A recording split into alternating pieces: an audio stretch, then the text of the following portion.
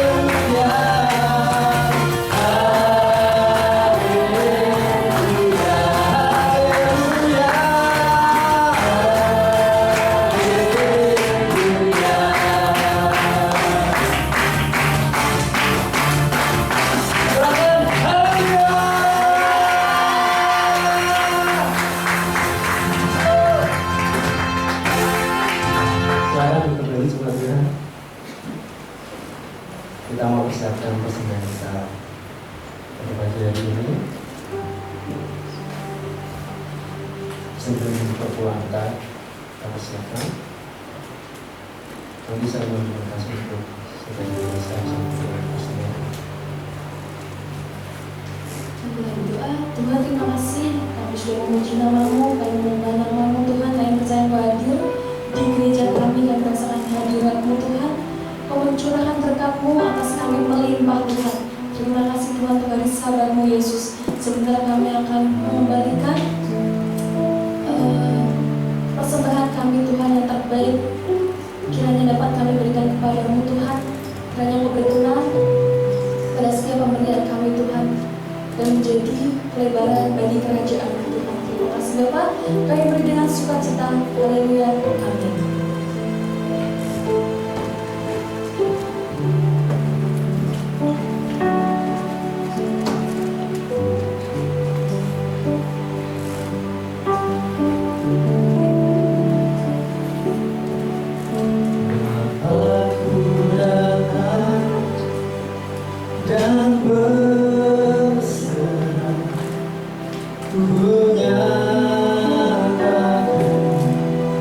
Kau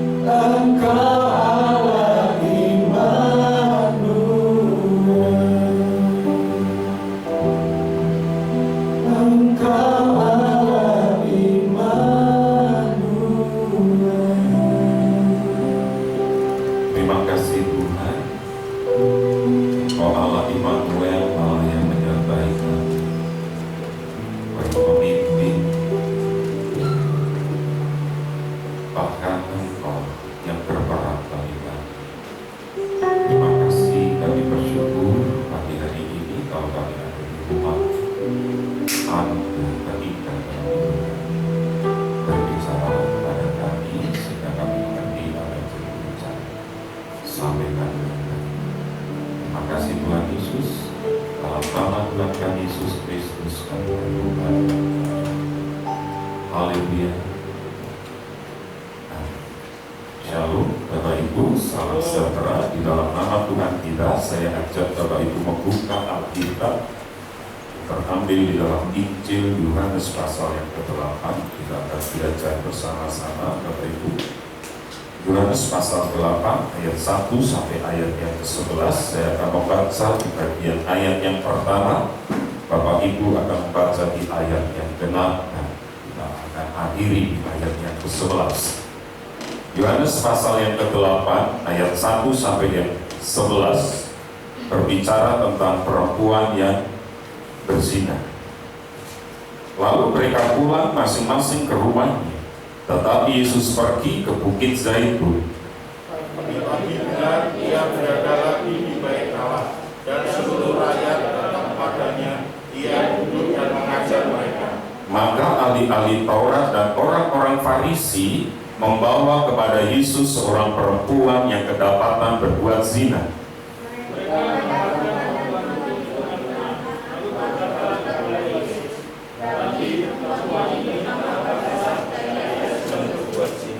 Musa dalam hukum Taurat memerintahkan kita untuk melempari perempuan-perempuan yang demikian. Apakah pendapatmu tentang hal itu?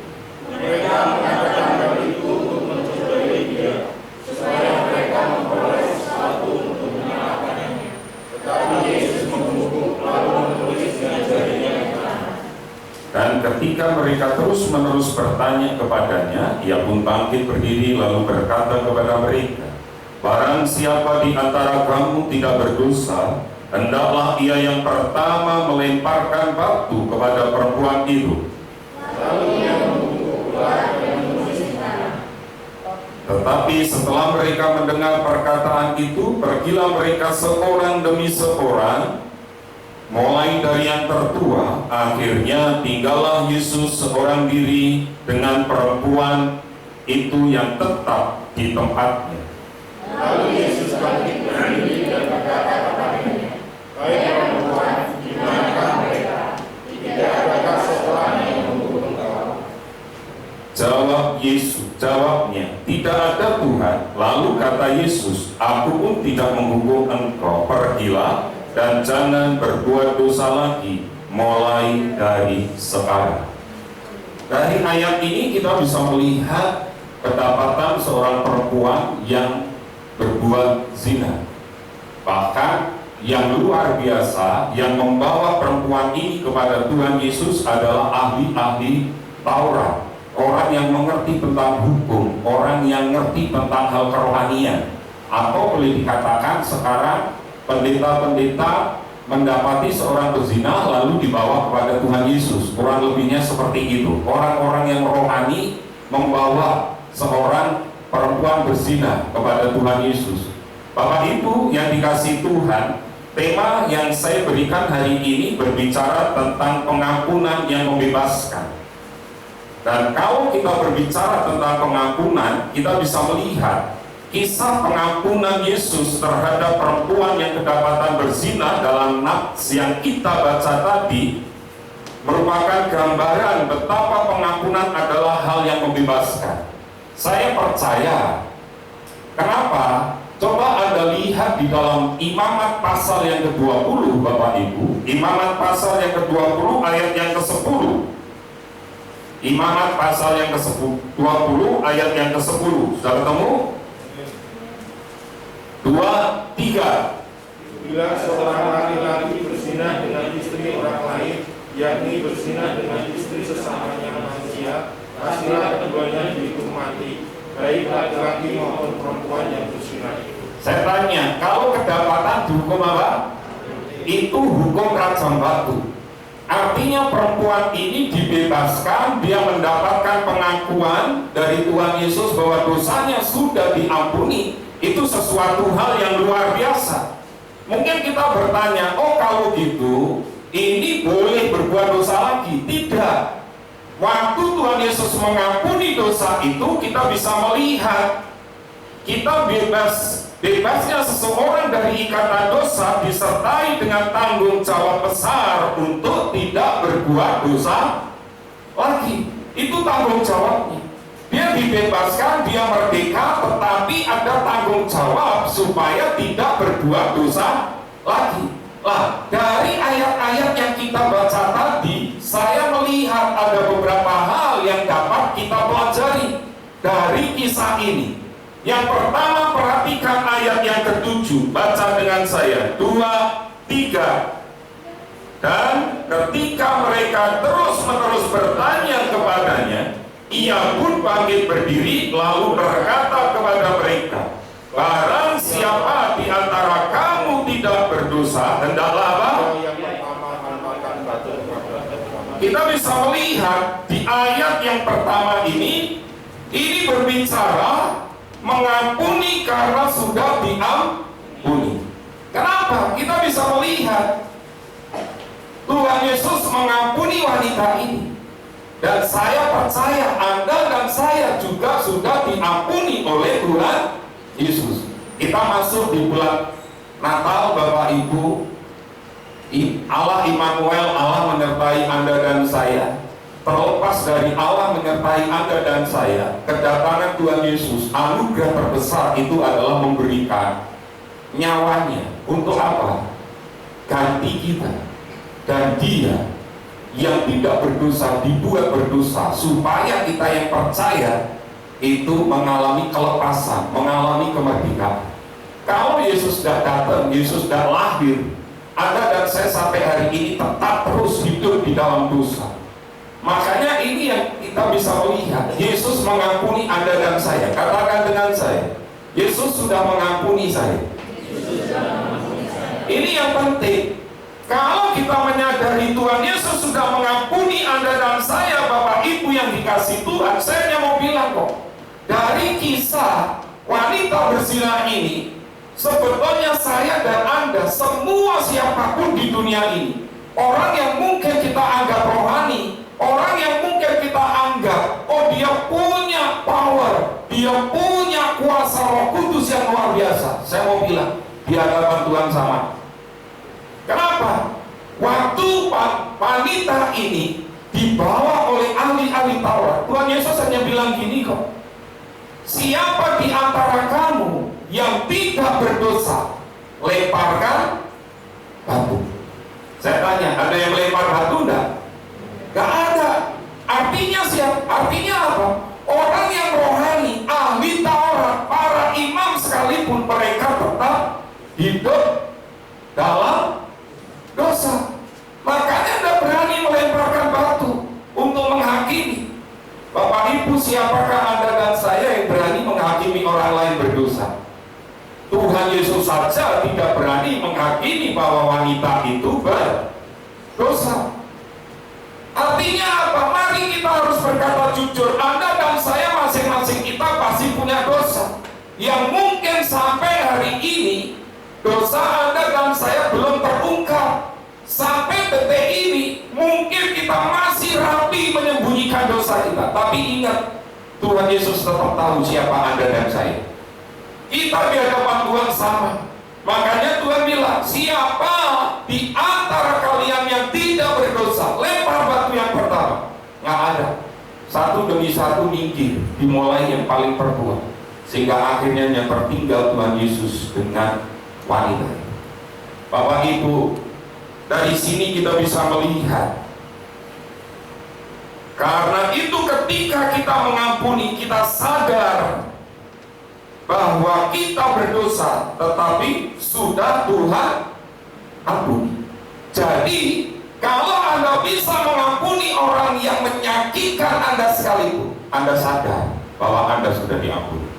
Tapi kalau sampai hari ini Anda tidak bisa mengampuni orang, dengar baik-baik, Anda tidak pernah merasakan kasih anugerah Tuhan Anda dalam hidup Anda. Kalau hidupmu ada kasih anugerah Tuhan, engkau merasa hidupmu sudah diampuni oleh Tuhan, maka engkau pasti bisa mengampuni orang lain. Kalau engkau nggak bisa mengampuni orang lain, artinya engkau nggak pernah merasakan pengampunan dari Tuhan. fatal kan akibatnya. Dari sini saya mau bilang, Yesus datang, kasih karunia-Nya itu lebih dari cukup untuk hidup Anda dan saya. Kasih karunia-Nya itu mengampuni Anda dan saya. Tetapi orang yang tidak pernah ngerti kasih karunia Tuhan, dia tidak akan pernah bisa mengampuni. Itu ciri kekristenan. Jadi hari ini kalau masih ada ganjalan dalam hidupmu, koreksi hidupmu, sadar atau tidak, maka engkau bisa melihat kalau ada kasih karunia, engkau mampu mengampuni karena engkau sudah diampuni. Poin yang pertama kita belajar, diampuni untuk mengampuni. Sudahkah engkau mengampuni orang-orang yang ada di sekitar itu? Orang-orang yang selama ini menyakitkan itu? Kalau itu belum ada, maka saya percaya ada hambatan yang acap kali merintangi Anda dan saya dalam memberikan pengampunan kepada orang lain. Yang ngerti siapa? Yang ngerti Anda dan saya sendiri. Kalau saya nggak bisa ngampunin orang, berarti ada sesuatu yang salah dalam hidup saya. Mungkin Anda bilang, Pak Rudi, apakah Pak Rudi pernah ngampunin orang? Pernah, baru-baru ini saya ngampuni orang. Benar-benar menyakitkan. Itu benar-benar menyakitkan buat saya sampai saya mau mundur dari pelayanan. Tetapi waktu saya ngampuni, saya merdeka. Ketemu orangnya, saya merdeka. Dia ulang tahun kemarin, saya ngomong, yuk kita ajak makan dulu. Kami makan bersama, makan malam bersama. Saya lepaskan pengampunan saya. Dan saya bersyukur hari ini karena saya ngerti kalau saya bisa mengampuni itu semua karena kasih anugerah Tuhan. Jadi bisa nggak Anda ngampuni? Kalau nggak, pasti ada hambatan. Hambatannya apa? Engkau nggak ngerti kasih karunia Tuhan. Yang kedua, mengampuni tanpa membalas. Artinya apa? Terkadang kita ini bilang ini, aku bisa mengampuni kalau dia berbuat baik dulu. Dari sini kita bisa melihat Bapak Ibu yang dikasihi Tuhan, kekristenan iman kita mengajarkan kepada Anda dan saya, balaslah kejahatan dengan hal yang baik. Jangan balas kejahatan dengan kejahatan. Orang jahat boleh, tetapi jangan balas dengan kejahatan. Saya mau bilang gini kok, burung itu ya, terbang di atas kepala Anda bisa nggak? Bisa. Tetapi pertanyaan saya, bolehkah burung itu bersarang di atas kepala Anda? Nggak bisa. Mesti Anda akan usir. Demikian juga dengan mengampuni. Waktu engkau ngerti, engkau bisa berbuat sebetulnya untuk melepaskan pengampunan itu tanpa membalasnya. Oh, dia dulu nyakitin saya, maka saya akan balas dia. Oh, dulu dia pernah menghina saya, maka sebelum saya menghina dia, saya tidak akan mengampuni. Oh, dulu dia pernah mengemplak uang saya, sebelum saya mengemplak uangnya, saya tidak akan pernah mengampuni. Oh, dulu dia pernah menjelekkan, membuli saya, sebelum saya menjelekkan dan membulinya, saya tidak akan pernah mengampuni. Saya mau bilang, itu bukan iman Kristen. Iman Kristen berkata, Rasul Paulus kepada jemaat di Roma berkata, jangan membalas kejahatan dengan kejahatan, lakukanlah apa yang baik bagi semua orang. Jangan balas kejahatan dengan kejahatan. Waktu engkau dijahili, waktu engkau dibuli, waktu engkau dihina, waktu engkau direndahkan, orang lain berbuat jahat kepadamu, engkau berbuat baik. Tuhan Yesus bilang apa? Waktu engkau berbuat baik kepada musuhmu, engkau sedang menaruh bara di atas kepala. Pembalasan itu hakku, kata Tuhan. Tuhan yang akan membalas. Kalau engkau hidupmu benar, tak usah membalas. Dan kita juga tahu di dalam 1 Tesalonika 5 ayat 15 berkata, perhatikanlah supaya jangan ada orang yang membalas jahat dengan jahat, tetapi usahakanlah senantiasa yang baik terhadap kamu masing-masing dan terhadap semua orang. koreksi hidup kita. Hari ini kita diingatkan, mungkin ada orang yang hari ini nyakitin Anda, lalu Anda hari ini sedang merancangkan pembalasan. Dengar baik-baik, balaslah dengan hal yang baik, jangan balas dia dengan kejahatan. Pak sakit, benar. Pertanyaan saya, waktu Tuhan Yesus mati di atas kayu salib, sakit nggak kira-kira Tuhan Yesus? Sakit. 7 kalimat ungkapan Tuhan Yesus di atas kayu salib. Yang pertama keluar adalah apa? Bapa, ampunilah mereka. Berbicara tentang pengampunan. Ngampuni tanpa membalas. Saya tanya, Tuhan Yesus balas orang-orang Roma yang menyalibkan dia, membalas orang yang memfitnah dia, para imam itu bisa nggak kira-kira? Bisa, semudah membalikan telapak tangan. Tapi Tuhan Yesus menyangkal diri setia sampai akhir di atas kayu salib. Sakit, memikul salib seperti itu. Oleh karena itu, siapapun yang pernah nyakitin, entah itu suami, istri, anak-anakmu, orang tuamu, menantumu, mertuamu, tetanggamu, atau rekan sebelayan, berani nggak kau berkata, aku akan berbuat baik, tidak akan membalas kejahatan. Kalau ini terjadi, mari kita koreksi hati kita. Bagaimana Anda belajar dari kebenaran ini? Apa yang akan Anda lakukan? Berani engkau berbuat baik kepada orang yang nyakiti. Ingat, mengampuni tanpa membalas. Balaslah dengan hal yang baik. Saya bersyukur waktu saya masuk di dalam puasa untuk menentukan, untuk minta Tuhan visi gereja kita tahun depan itu. Satu yang saya dapatkan, dan itu terus dipertemukan, selama ada orang baik, masih ada penghargaan. Efesus 2 ayat 10. Kita ini ciptaan Tuhan di dalam Yesus Kristus untuk berbuat baik. Itu yang Tuhan ingat. Kenapa? Kita sadar kemarin pas saudara nanya ke saya, Pak, si A ini kan adiknya meninggal karena COVID. Lalu si B itu gembala, jemaatnya ada yang meninggal, dia juga ikut sampai ke pemakaman. Lalu bagaimana kita nanti kalau tertular? Anda bisa bayangkan, kalau ada anggota Anda, entah siapapun atau sahabat atau siapapun, karena COVID, pertanyaan saya, masihkah engkau mau berteman? Datangi lalu salaman sibika-sibiki. Berani? Nggak berani? Nggak berani. Saya bilang kok sama teman-teman pastor, nggak apa-apa. Saya sudah tanya, saya sudah cek, saya sudah ketemu dengan orang yang tatap muka, ngomong, saya sudah kongsi.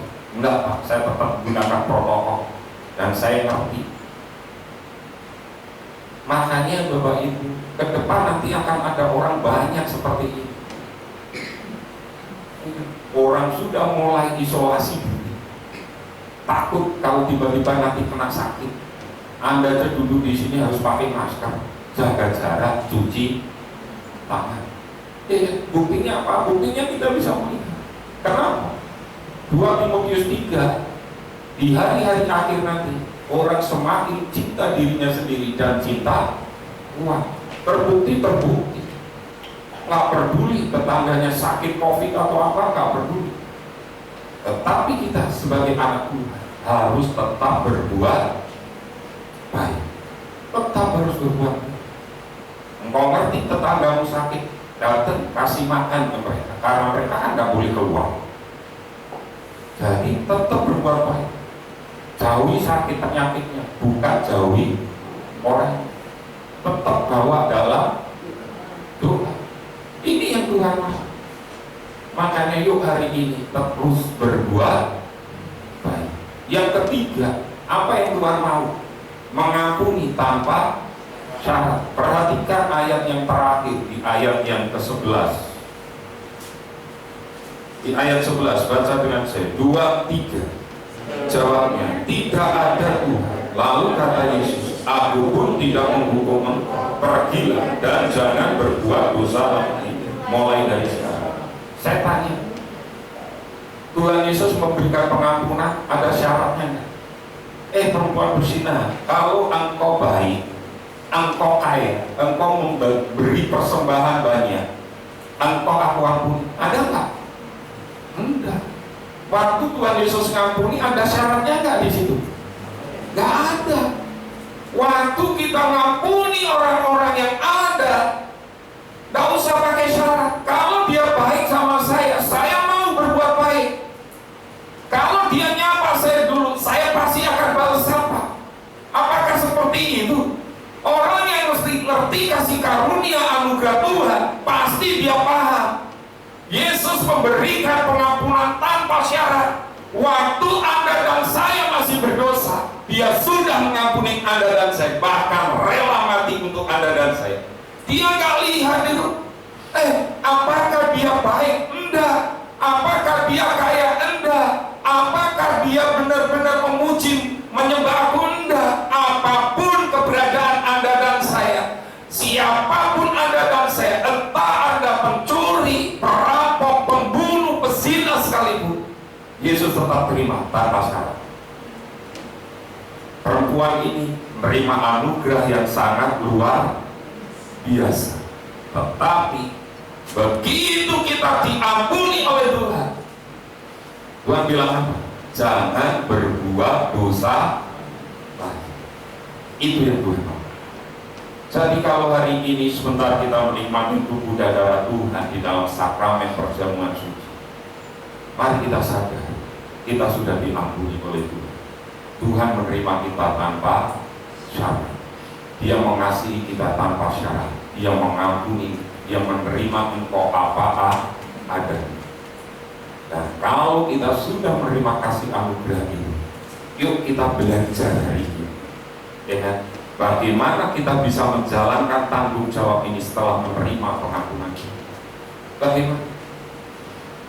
Apakah hanya masuk telinga kiri, keluar telinga kanan, atau kita mau praktekkan? Itulah gaya hidup yang Tuhan mau hari-hari ini. Gaya hidup yang saling mengasihi, gaya hidup yang saling mengampuni, menerima orang apa adanya, bukan ada apa. Terima apa adanya. Dan jangan pandang dia seperti apa, tapi pandanglah dia seperti Tuhan Yesus memandang. Maka hidup dimanapun engkau berada, engkau akan jadi berkat. Dan hidupmu dibawa dari satu kemuliaan kepada kemuliaan. Kalau kita menyadari ini, pesan saya hanya satu. Yuk, kasih karunia anugerah Tuhan itu nyata dalam hidup Anda. Dan Anda mengerti bahwa ada kasih karunia dalam hidup. Kuncinya satu, engkau bisa mengampuni. Kalau engkau nggak bisa mengampuni, hidup tidak akan pernah bebas. Orang yang hidupnya ada kasih karunia dalam diri, yang ngerti Yesus lunas membayar, dan hidupnya pasti dibebaskan. Perempuan ini dibebaskan, dan perempuan ini mengalami kemerdekaan karena pengampunan. Orang yang bisa mengampuni dan bisa menerima pengampunan itu adalah orang yang benar-benar bebas dan merdeka. Tuhan Yesus memberkati.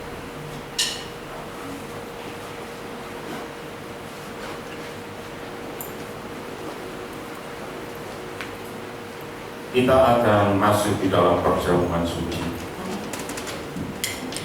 Rasul Paulus berkata seperti ini, sebab apa yang telah kuteruskan kepadamu telah aku terima dari Tuhan, yaitu bahwa Tuhan Yesus pada malam waktu ia diserahkan mengambil roti, dan sesudah itu dia mengucap syukur atasnya, ia memecah-mecahkannya dan berkata, inilah tubuh yang diserahkan bagi kamu.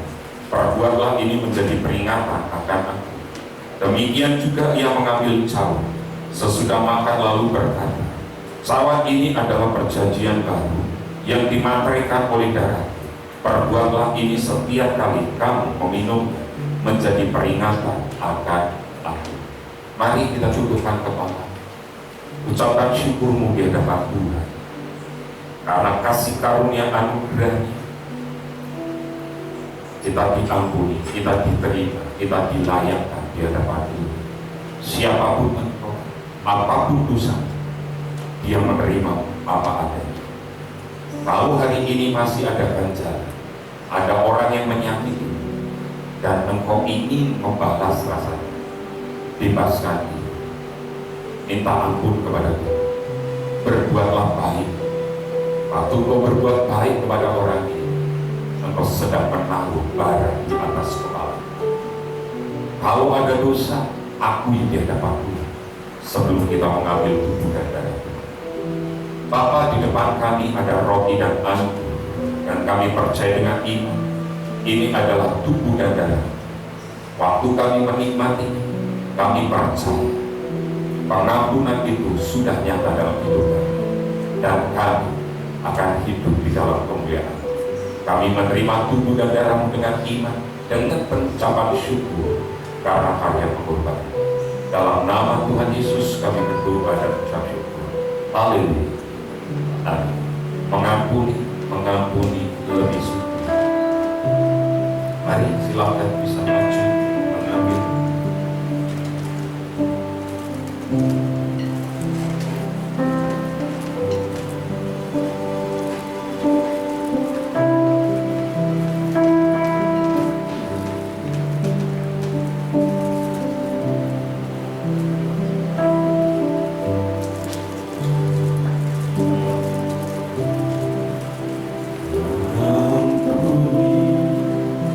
Mengampuni lebih sungguh.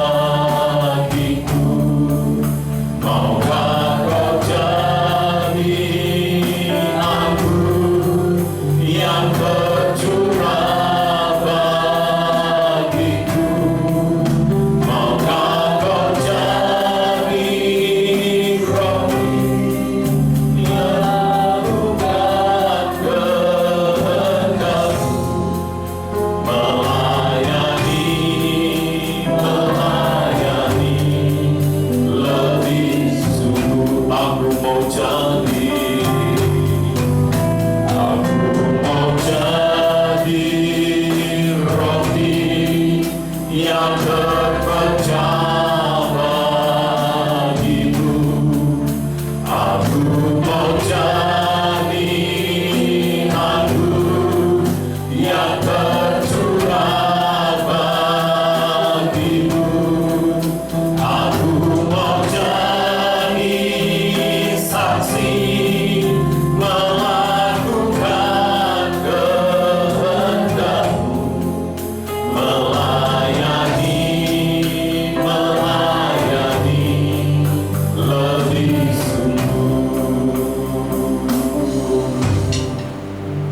Mari berkata jujur di hadapan Tuhan sebelum kita menikmati tubuh dan darah Tuhan, supaya kita tidak salah dan mendatangkan dosa dan hukum dalam hidup kita. Akui dosa kita, kalau masih ada kepahitan, lepaskan pengampunan. Panggil namanya di dalam doa. Katakan, aku mengampuni, aku mengasihi orang itu. Katakan dengan iman. Melangkahlah dengan iman. Akui di hadapan Tuhan dan berjanji, aku mau jadi orang baik. Meskipun orang berbuat jahat, aku tetap berbuat baik. Kami mengangkat tinggi roti di atas kepala kami. Kami menjunjung tinggi akan karya pengorbanan Tuhan. Kami tahu tubuh Tuhan terkoyak, tercapik-capik bagi kami untuk menebus dosa kami, memberikan pengampunan kepada kami. Dan saatnya kami akan mengampuni orang-orang yang telah melukai hati kami. Kami lepaskan pengampunan kami di dalam nama Tuhan Yesus Kristus. Bukankah roti yang kita pecah-pecahkan adalah persekutuan dengan tubuh Kristus? Kami menikmati dengan iman dalam nama Tuhan Yesus Kristus.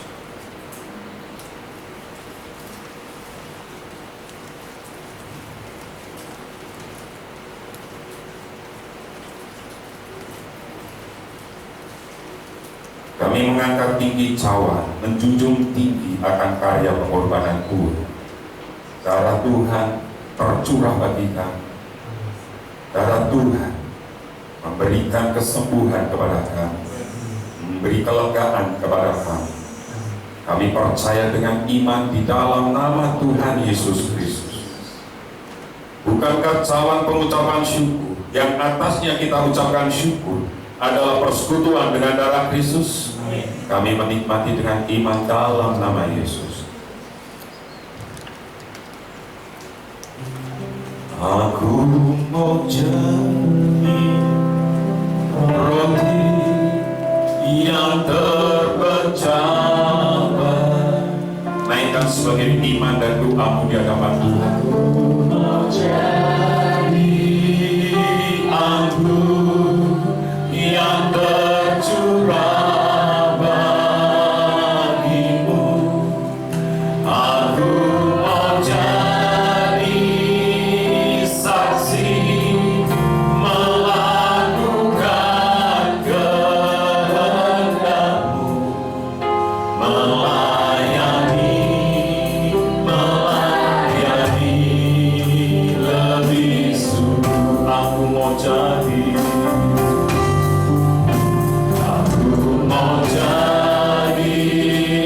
roti yang terpecah bagimu.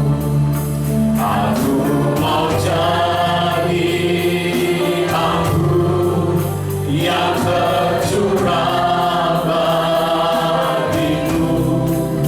Aku mau jadi saksi melakukan kehendak-Mu, melayani